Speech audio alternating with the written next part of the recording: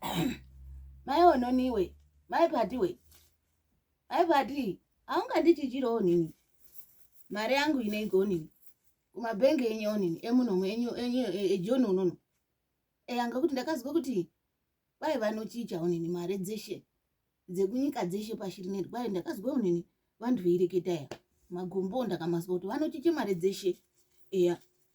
Dzenyika yeshe mabhengi unono enyu mabhengi achashanda unono. Aungandichichirawo ngokuti ngokuti singari ndakabve kanyi payani mari ini kwakudhaya ndabve kanyi Zimbabwe. Kuti ndokotoka handigondi kuti ichaonini ichashanda. Avachichi ngekuti kwai ngendaa izvi yezve aisi mari osu yona yedu yeZimbabwe ine unoti kwai avachichi. Ndaitoti zvinoenderera nini ndinotopetuka ndaane kamweni kamari kendinoguma ndotenga hino ndopetuka ichashanda ere?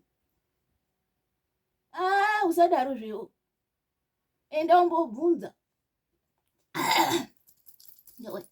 enda umbobvunza ngokuti yakawanda paya marini. Pane matsamonini, pane ma100 aripo, ma50 aripo.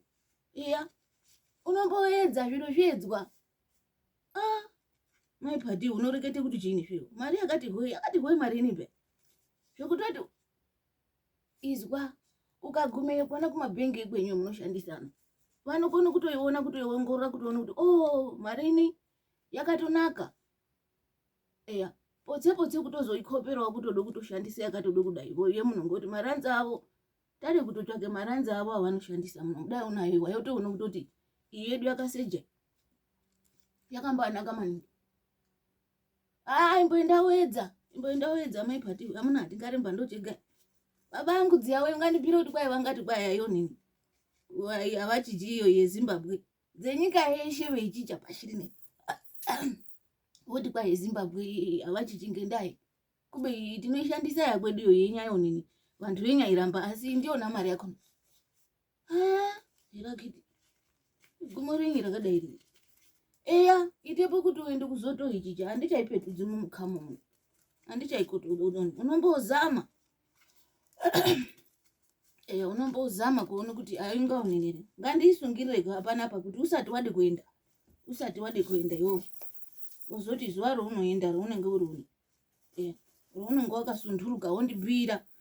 Tingatoenda teshe.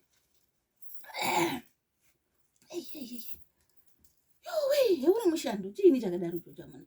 Inga ndototi ndobva ndatoichicha unono ngokuti kanyi inonesa marini. Ndobva ndaichicha.